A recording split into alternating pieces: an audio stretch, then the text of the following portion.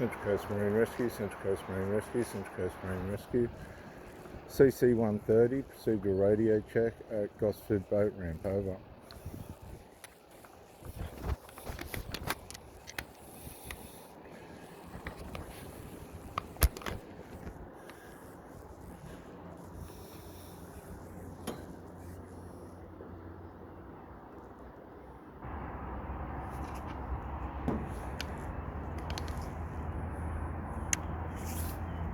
Welcome viewers, you're with Reverend Dr. J.W. Morrison, theologist, Central Coast, New South Wales, Australia. We're going to paddle, do our exercise paddle. The sun isn't up yet, and as you know, sunrise is the worst time for our friends the sharks, but we'll ignore that at this point.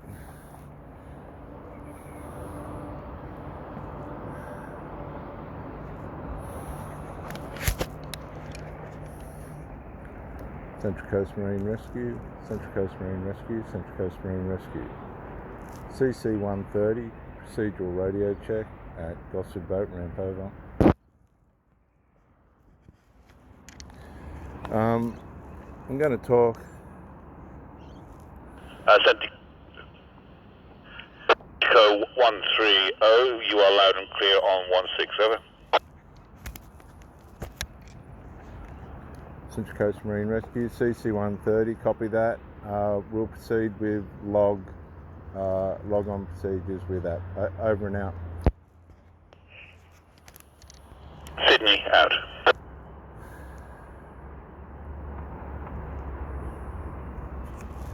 Just dialing the watch in, viewers, sorry.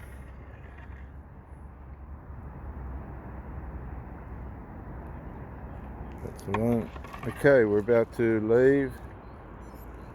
We are logged in. Well, thank you for joining me. I'm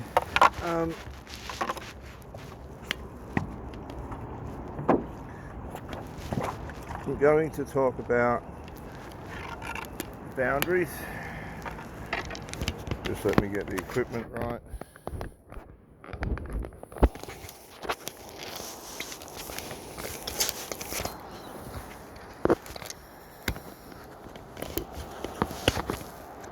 Okay, we're away. Now, boundaries are the big thing at the moment, aren't they? If you've got boundaries, you've got power.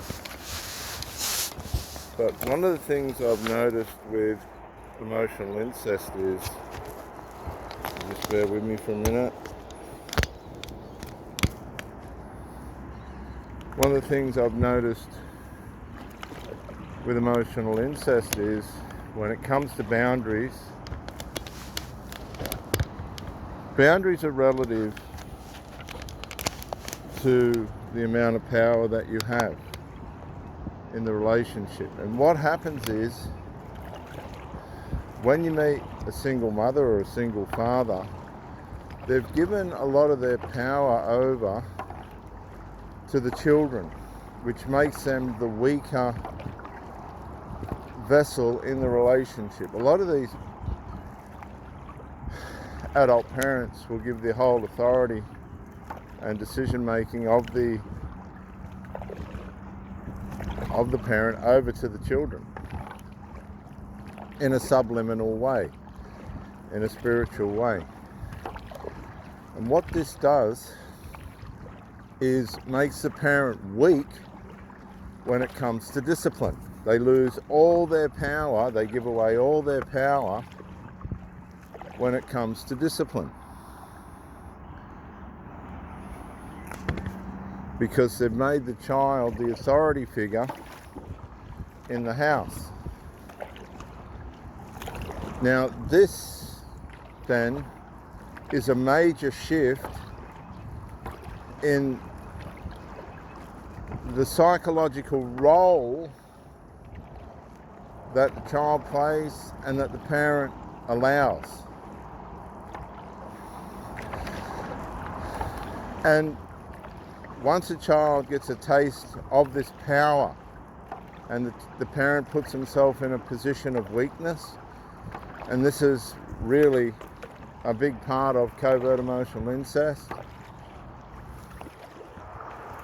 It's almost impossible without a massive, serious contention or series of contentions for the parent to regain that authority or get that power back, or the element of respect that they need, privy to cohabitating with the adult child. Now, this usually happens when the adult child takes too much money off the parent, pushes the parent mentally into a situation where it's just become rude, arrogant, conceited, and bullying. Because a lot of these adult children that are supplementing off the parents for housing, food, substances, alcohol, cigarettes, and whatever else they waste their money on. By giving this power over to the dependent, the child, adult child, 20, 30, 40, 50, excuse me, not only is it emotionally abusing the child by way of enabling weakness and a lack of self-motivation towards the purpose that they have, because they're supplementing everything off the functioning parent or the providing parent. This empowers them. This disempowers them personally to pursue and generate a way of life for themselves that is independent of the parent. So the tie, the spiritual tie, the soul tie between the child and the parent doesn't break. The spiritual umbilical cord stays attached, and the child's siphoning now things from the parent, things that essentials of life from the parent, the weaker vessel. And the parent will do this because subconsciously they need the child for emotional security and identity. And there's also the maternal bond that will play into this as well. So there's elements where the child's dependent on the parent for resources and emotional supply in the authoritative role over the parent, and there's the part where the parent's dependent on the child as the younger for, again, emotional supply and a sense of security and identity. Now, the parent meets somebody.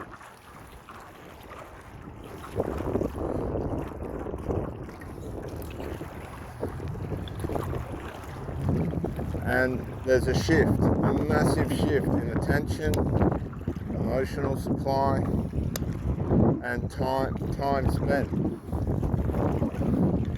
And all of a sudden, the parent has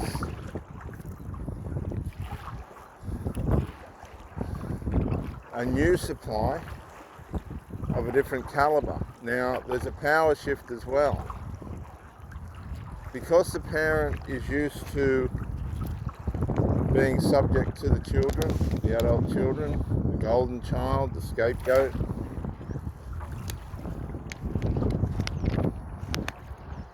then there's going to be a power play between the child who has been groomed to have the power over the parent, and the parent's submission to the new partner. Now, I picked this up straight away. when I meet these people, you pick it up straight away.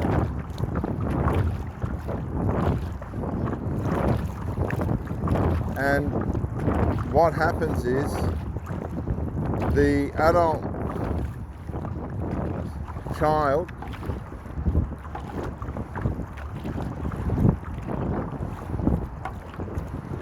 and by the way, this can produce narcissism in the child, emotional incest, because of the emotional abuse.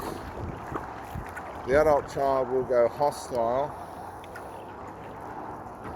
toward the parent, overtly hostile, verbalizing their opposition and disagreements and grievances about the new person on the scene. This is normal. And then covertly, the narcissist will work against the partner of the adult. This can be reversed with the adult to the child, but I'm using the mother because they're the ones that I've been involved with. So now, overtly, the narcissist child, and the mother will be a narc as well. They won't admit it, but they are. The child will be overtly attacking the mother behind the scenes and covertly attacking and abusing and vandalizing you behind the scenes. And this puts tremendous awakening and confrontation on the mother. Now, the problem with all this is the mother's put herself in a position of submission. And for her to try and reverse that, that's going to cause tremendous conflict with her and the child. If she tries to enforce boundaries, which is what I've told them they could do, but I haven't realised why they haven't done. These people remain paralysed. They don't try and fix anything. And I've worked it out. It's because they've put themselves into a position of submission, and you can't enforce boundaries from that position. It's like a child trying to tell the teacher at school what the rules are. That's not going to work. And so with covert emotional incest, child having the authority, if the parent comes up to the child and says, well, this is Roger, my partner, and I need you to respect that because you're being disrespectful, hostile, etc., that's not going to happen. It's just not going to happen because they're not in the position to be able to do that. They will possibly be thinking, right, well, this is going to contradict everything I've domestically formed. This is going to affect my relationship with my surrogate parent or mini husband. This is going to affect my identity with that person, although the person's watching the mother sleep and be intimate with this new partner. None of that matters, because it's about the authority and who is the authority over the parent. And this is what you've got to understand with emotional incest. The authority over the parent and the authority over the child emotionally is for the parent the child and the child the parent. It will never be the third person. You're just an outsider, and that's all you'll ever be. And you have to understand this, because as you're giving advice, as you're offering strategies for everyone to be fairly treated, they'll be paralyzed. The parent will be paralyzed because the parent has given the parent role over to the child, and the parent now is the child. in the emotional, spiritual realm. That's why they can't and they won't bring any stability or boundaries to the situation.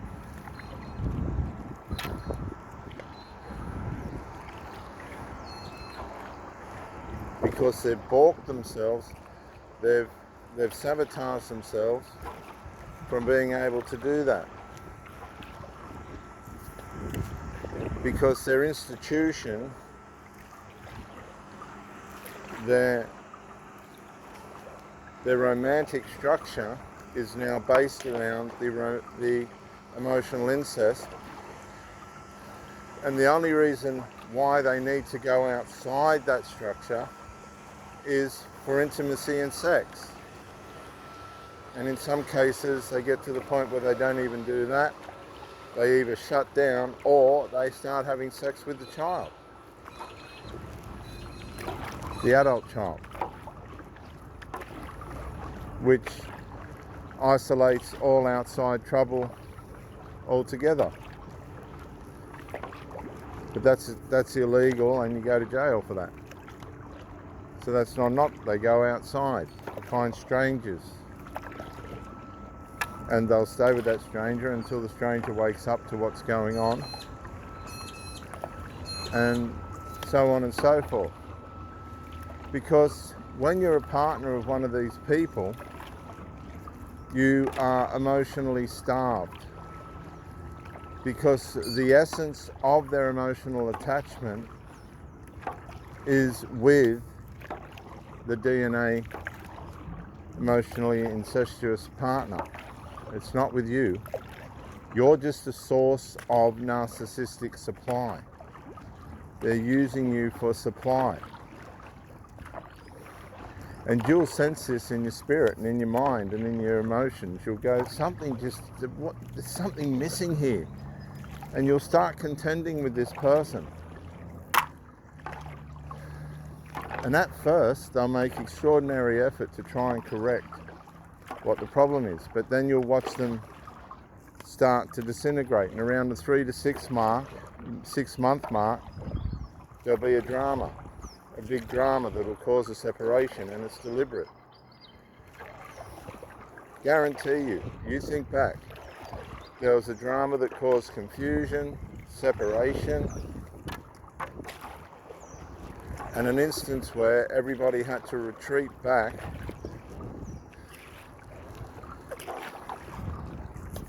in an individual way out of the relationship.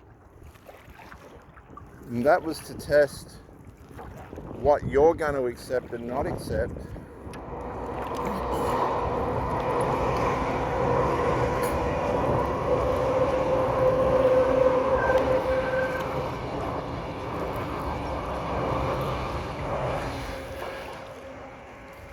when it comes to the narcissist putting on a shit test. And they know there's a massive risk associated with this. You could walk away. You could quite easily walk away and go, no, I can see what's happening here. That doesn't suit me. Thank you very much and goodbye. But what happens is, because your mind is entrained into trying to understand really what's going on, because if you don't know what emotional incest is, you become entrained and you start to be conditioned and drawn in deeper into the relationship in an unhealthy way, trying to work out what on earth the problem is. Why is there this gaping hole in the emotional part of this relationship? And in a way, you try and rescue the person from themselves, but you can't. And you shouldn't. And this is what happens to a lot of people with single mothers. And they just blame the single mother. Yeah, the single mother has an element of blame, but the problem's emotional incest, 9 times out of 10. They've given the authority over to the child.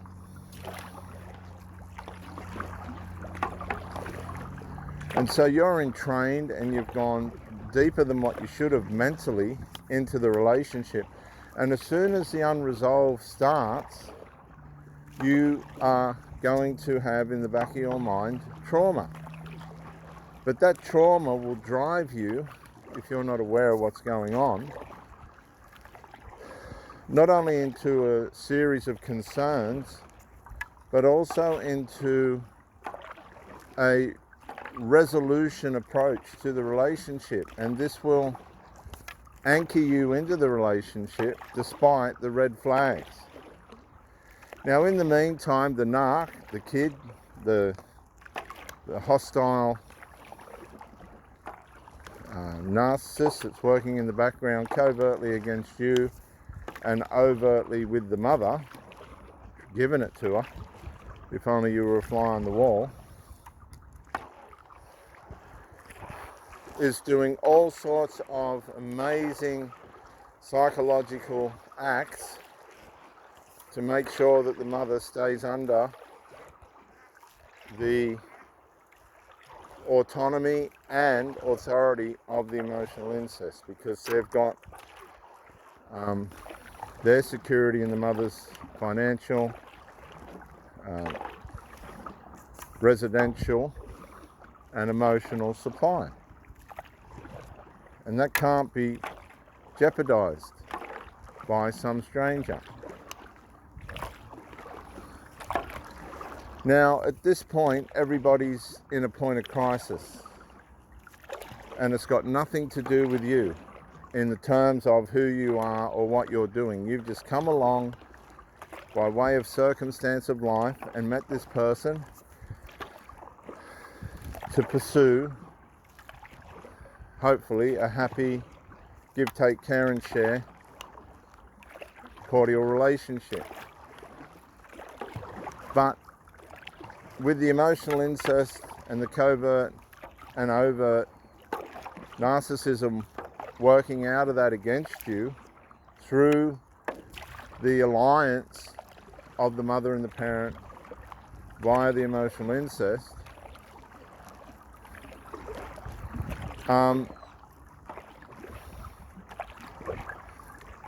you've been drawn deeper than you should be into the relationship psychologically. All the elements that you're facing in the relationship are telling you it's probably better if you leave because you're in an unhealthy psychological environment.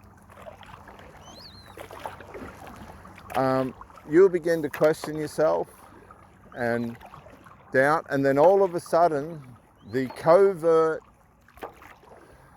family member, one way or another, is going to go overt on you and show their hostility towards you, and you are going to be shocked. It'll be at this point that you need to walk away. But what will happen is, because the parent is under the authority of that child, they'll just spectate and watch the overt narcissist hostility go at you. And you'll be standing there going, why aren't you doing anything to get some respect here? Because don't you engage. Do not engage. Do not push back.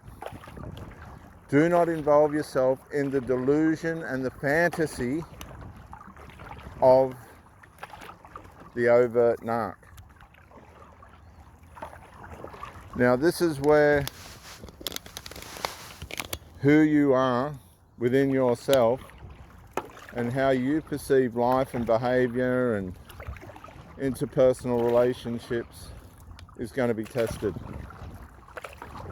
Because as soon as a family member goes overt and the hostility is now in your face and it's clear that it's not lining up with who you are, what has happened, and the partner that you're with has watched this and has done nothing, you're dealing with a very serious dysfunctional situation that's not going to work in your favor. Because you'll be seeing a person, and I'm just going to sneeze. Excuse me. You'll be seeing a person an adult that's under the authority of a child, their child, adult child, who has emotionally submitted to the child but sexually submitted to you. And they will be using that sexual influence to try and hold you as supply while they live out their emotional, intimate life with the child. And you will emotionally come undone because you'll be used as a sexual form of supply for that person. You will be emotionally starved. A lot of the time you won't know where the person is. They'll say they're at work, but they could be at home in bed, drugged. You don't know where they are half the time. They don't communicate properly, clearly, because they're communicating with themselves and with their emotional incestual attachment. And you'll never, ever, ever establish a healthy, co-mutual, reciprocal, give, take, care and share relationship. You'll be like that seagull standing on the buoy there, probably being circled by sharks, wondering, how did I get myself into this situation? This person's really, really, you know, the potential for love, joy, peace and long suffering and all the stuff that comes with relationships there, but they're just not going to be able to function in a way in which they will allow that to happen. And this is all now starting to take place at your expense, at the expense of your mental health. And this is where weak people begin to suffer, because they try and push on with a relationship that's just not there. It's not a relationship. It's just company. And if you've got principle and standards and you know how to enforce boundaries and you haven't got caught in this authority exchange with your children and with life, and you've managed yourself in a healthy way, independently and collectively, so that everybody around you, as far as possible, knows their boundaries and limits, you are going to struggle if you stay around with this arrangement, because it's going to work against you and it's going to work against your values, principles and standards. These people are entitled to live however they like. It's not up to you. And I hope you're enjoying this scenery as the sun's about to try and come up.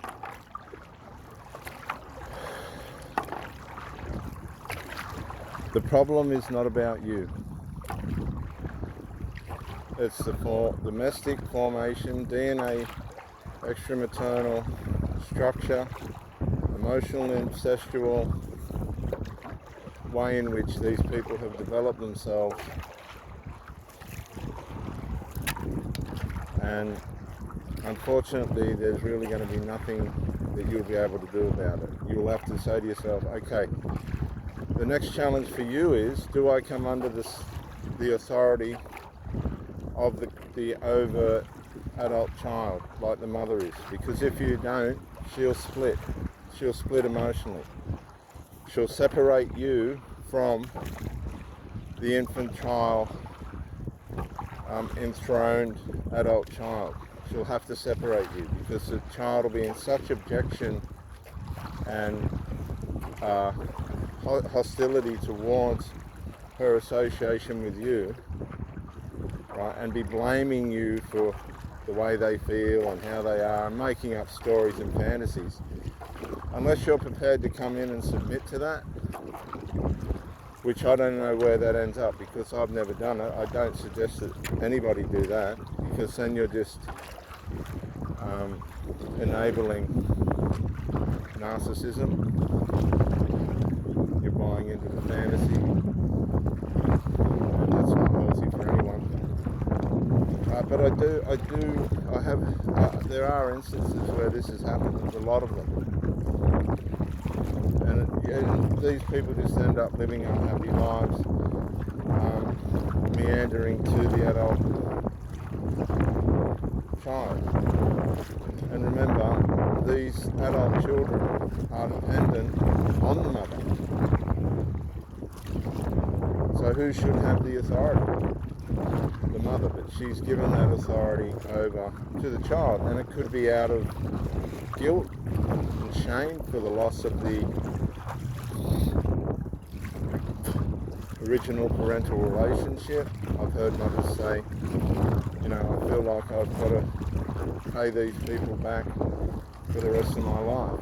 And I've just stood there in awe, going, my God, what has gone on here? And these adult children will play it. They're going to suck like leeches everything they can out of these adults while they can, and the adults are completely ignorant to how disabled and how infantile and how dysfunctional it really is. And I'm sure this is resonating with you people that are listening to this all over the world, because emotional incest has done damage for millenniums, and most people don't even know what it is. It's insidious. It's demonic. It's earthly, soulish, and demonic. It's insidious. It has no regard or respect for anyone or anything.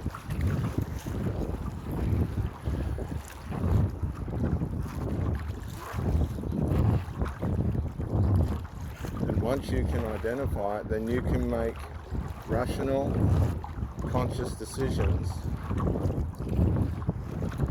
that are best for the two people in the emotional incest and for yourself. And to be quite frank with you, you're better off leaving them alone.